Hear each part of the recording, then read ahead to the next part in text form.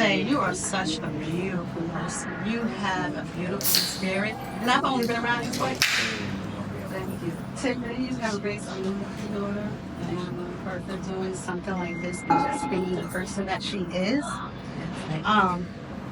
To the young moms, I want to tell you to do the best that you can as a parent. Put God first. Never lose your faith. And I promise you that you will come on time. I became a mom at 16.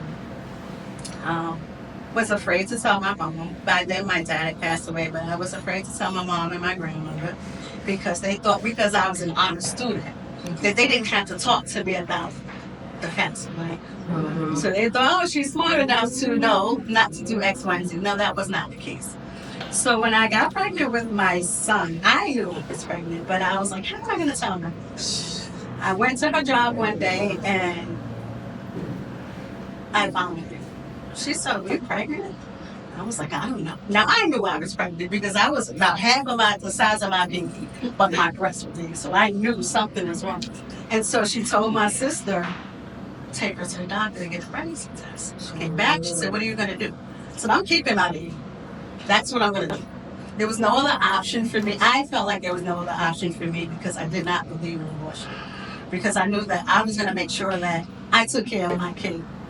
I didn't want her to do it. I didn't want my grandmother to do it, but they were angry. They were like, okay, I went to school during the day. I was a junior in high school.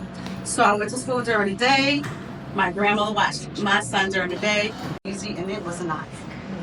It was easy. It may have seemed easy because I was determined. My kids didn't ask to be here. I feel like I brought them here, so it's my responsibility to make sure that they have a good life. I was determined. I did not want them to, and I didn't have a super bad childhood, but there were certain times in the year of my life that I did, and I promised that my children would never, ever, ever go through that. We may have, while we have our own issues, we still have to be about it. Even this day, my kids are 27 and 29. My daughter's 27, my son's 29, and even still, no matter what we're going through, we never stop being a mother. I will tell you now, my daughter was supposed to be here. She got her tonsils removed Monday. She can't travel. My son just got COVID yesterday. He can't take care of my daughter. So I'm trying to be a parent right here and now over the phone. Yeah. Because you really never stop being a parent. Things. And sometimes I have to push my stuff to the side to help them get through stuff they need to get through so that they don't feel like they don't have anything. So at the end of the day, I'm always a mother. I'm always putting my kids first. Unless it's under minor, but that's just what it is. So our bond, we actually don't have the same tattoo. We go out, well, we were going out like once a month, family dinner. I schedule time with them once a month, like a one-on-one to tell them, to see how they're doing. How they're feeling, what's going on with life, do you need any guidance with anything, what's your goals? And they actually like that. And the reason why I wanted to speak at this event is because I love children and I love young people. Hold on 1 second. Charlotte, they came in, they flew in from Jersey. Yeah. Yeah.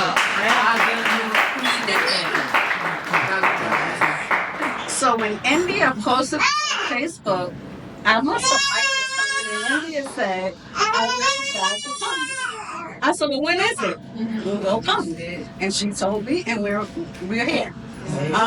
It's something that I always wanted to do. I always wanted to be a mentor to young parents. I know that from my kids' friends, how they take to me, and they would come to my house and they didn't get along with their moms or whatever the case may be. I always talk to them about life.